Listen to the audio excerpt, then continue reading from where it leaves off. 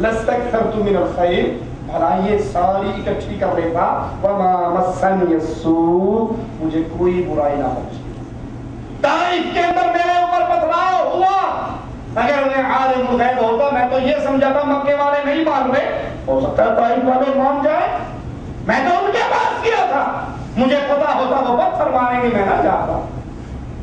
اور میں میرے دانت شہید ہوئے، کہہ دیتی تھی زبان حال سے، عائشہ رضی اللہ تعالی عنہا پر تہمت لگی۔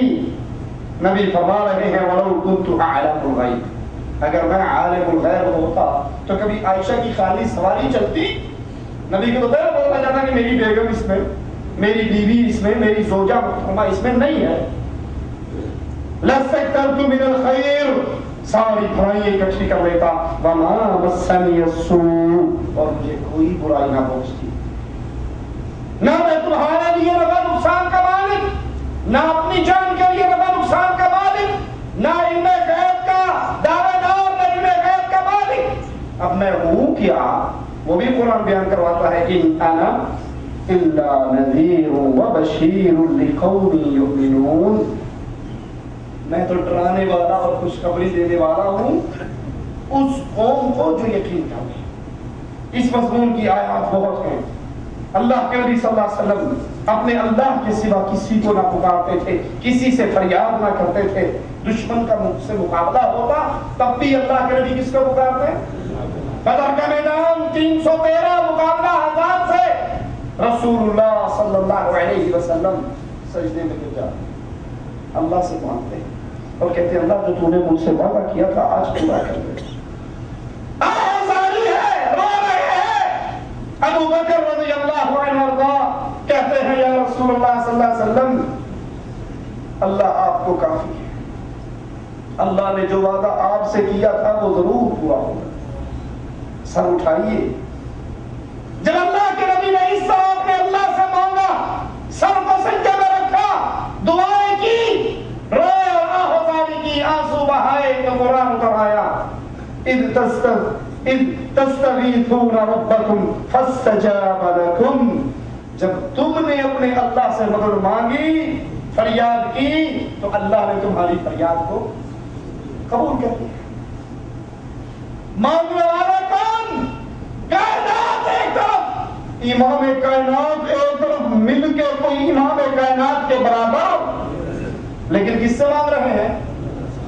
اذ تستغیثون ربکم فاستجاب لکم انی ممدکم بألف من الملائکۃ مردفین، کہ تم نے مجھ سے مانگا، فریاد کی، میں نے تمہاری فریاد کو قبول کرتے پے در پہ آنے والے 1000 فرشتوں سے تمہاری مدد کروں گا، اور یہ تمہارے لیے خوشخبری ہے، تمہارے دلوں کے لیے تسلی ہے۔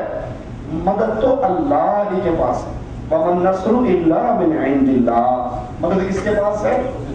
مدد تو اللہ ہی کے پاس ہے۔ ان اللہ عزیز حکیم، اللہ غالب ہے، حکمت والا ہے۔ وَلَقَدْ نَصَرَكُمُ اللَّهُ بِبَدْرٍ وَأَنْتُمْ أَذِلَّةٌ فَاتَّقُوا اللَّهَ لَعَلَّكُمْ تَشْكُرُونَ۔ دوسرے مقام پہ قرآن پھر یاد کرواتا ہے کہ اللہ نے بدر کے مقام پہ تمہاری مدد کی، اور تمہاری حالت کیا تھی؟ انتم اذلہ، کون ہے؟ رسول اللہ صلی اللہ علیہ وسلم، اصحاب کرام، مہاجر اور انصار، قریشی، ابتدائے زمانہ میں اسلام لانے والے، اور مالک ان سب کو کہہ رہا ہے، اولیاء کے سرفراز نہیں اس کا رہی، انتم اذلہ، تم سارے کمزور تھے، تم کمزور تھے، مدد کس نے کی؟ اللہ عز و جل نے مدد کی۔ اب تم اللہ سے ڈرتے رہو تاکہ تم شکر کرو۔ اس آیت میں اللہ پاک نے یہ بات کر دی کہ بدر کے دن اللہ ہی مددگار تھا، تو لہذا جب بھی سوال کیا جائے، جب بھی مانگا جائے، اللہ سے مانگا جائے، اگر اللہ کے علاوہ کسی اور کو پکارا جائے گا تو یہ بدترین شرک ہے، یہ بدترین جہالت ہے، اور جو غیر اللہ کو پکارتے ہیں ان پر واجب ہے کہ وہ اللہ کے نام کی توبہ کریں، واجب ہے ان پر۔ غیر اللہ کو پکارنے والے، غیر اللہ سے مانگنے والے، وہ اللہ عز و جل کی طرف سچی توبہ کریں، کیونکہ اگر اسی حالت کے اندر انسان کی موت آ گئی تو یہ موت ایمان کی موت، یہ موت بربادی ہے، اور مالک मालिक अज़्ज़ व जल का ऐलान है, तौबा करने का हुक्म अल्लाह ने दिया। मालिक फरमाता है वतूबू इलल्लाहि जमीआ, सारे के सारे मिलकर अल्लाह की तरफ तौबा करें। गुनाहों से तौबा करते हुए सबसे बड़ा गुनाह क्या है?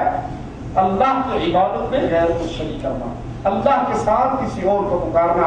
अल्लाह से दुआ है अल्लाह हमारे गुनाहों को माफ़ फरमाए, अल्लाह हमारी खताओं को माफ़ फरमाए, अल्लाह हमारी सियाहकारियों को माफ़ फरमाए।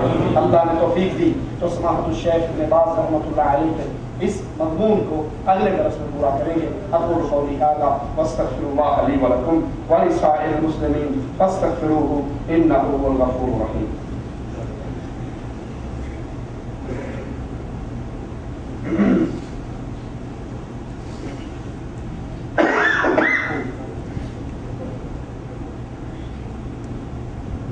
गुजारिश है कि हम सुनते हैं क़यामत का दिन बहुत सख्त होगा और मोमिनीन अर्श के साए में होंगे। दूसरी तरफ हम सुनते हैं कि क़यामत का दिन बहुत सख्त होगा और लोग पसीनों में डूबे हुए होंगे, हत्ता कि नबी भी या नफ्सी नफ्सी कहेंगे। तो इस बारे में वजाहत करें। जी, क़यामत का दिन शदीद तरीन दिन है। क़यामत का दिन शदीद तरीन दिन है। इंसान सूरज के नीचे होगा, सूरज के 1 मील के फासले पर होगा। रावी हदीस कहता है मील का मतलब मैं नहीं जानता, क्योंकि अरबी में मील 2 चीज़ों को कहा जाता है, एक तो सफ़र वाला मुसाफिर वाला मील, और जिस सराई से आँख में सुरमा डालते हैं उसको भी मील कहा जाता है। जैसे जैसे इंसान के आमाल होंगे वैसे वैसे वो पसीनों में गर्क होगा। किसी का पसीना टखने तक, किसी का घुटने तक, किसी का नाक तक, किसी का सीने तक, कोई उसी के अंदर गर्क होगा। अल्लाह अपनी रहमत से हम सबको माफ़। तो उसकी शिद्दत यही होगी कि सारे अम्बिया की जुबान पर अपनी ज़ात का सवाल होगा सिवाय मुहम्मदुर रसूलुल्लाह सल्लल्लाहु अलैहि वसल्लम। अल्लाह के नबी के हदीस में फरमाते हैं अल्लाह ने हर नबी को एक दुआ का इख्तियार दिया कि जो दिल में आता है मांगो। हर नबी ने मांग ली, हर नबी ने मांग ली। मैंने उस दुआ को रोक लिया, मैंने उस दुआ को रोक लिया कि क़यामत के दिन अल्लाह से उसी दुआ को कहकर, अल्लाह तुमने कहा था ना मांग क्या मांगता है, एक का इख्तियार था अपनी उम्मत के गुनाहों का सवाल करूंगा, अपनी उम्मत के लिए अल्लाह से माफ़ी का सवाल करूंगा, इनके गुनाह बख्शवाने के लिए सवाल करूंगा, इनकी सिफारिश और शफाअत करूंगा। साइल पूछता है या रसूल अल्लाह सल्लल्लाहु अलैहि वसल्लम, आपकी सिफारिश, आपकी शफाअत किन को मिलेगी? जवाब पे गौर करना। अल्लाह के नबी की सिफारिश, शफाअत का हकदार कौन होगा? अल्लाह हम सबको प्यारे हबीब की सिफारिश का हकदार बना, हमें हमारे नबी की सिफारिश का हकदार बना, हमें हमारे नबी के झंडे के नीचे जन्नतुल फिरदौस में अल्लाह कहती कौन खुश नसीब होगा जिसको आपकी शफाअत।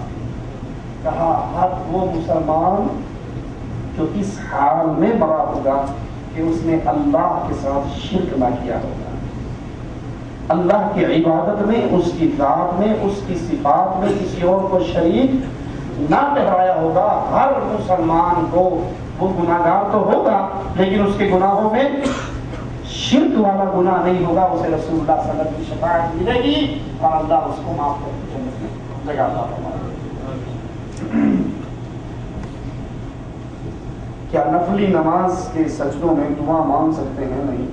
फर्ज नमाज के सजदे में भी आप दुआ मांग सकते हैं, लेकिन दुआ होनी अरबी जुबान में चाहिए। मसनून जो हदीस में दुआ है उनको याद कीजिए और वो मांगनी चाहिए।